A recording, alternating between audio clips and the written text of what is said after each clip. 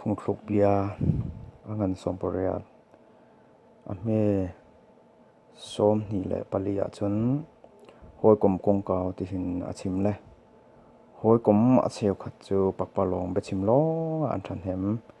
siman selo unaw nakin affect deuh mi hoi kom zong an fe tia kan hmu chu kan duk thiamin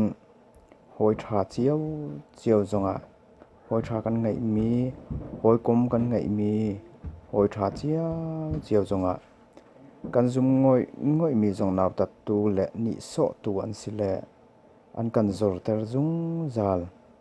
kan her riau chematlun tika wate bandukin zuan tak kan sile chu pin chu ngai chi nak ti ni an kan khol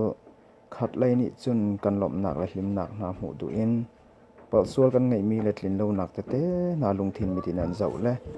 mu mai an tim trang ase kal tak dingi kan feel zonga kan her ningi thu dir dingin kan ponga an bokton lungfa chan le lungro liawi hangam na kan mu nak na he zai i kan rel lo le kan uksak lo mi lakin a sifon o hoi kom kut chiao zonga vatlai duak ding le chi bai pa i moi piak ngoi ding kut thai hi thim thiam ava her da jisu long lo chu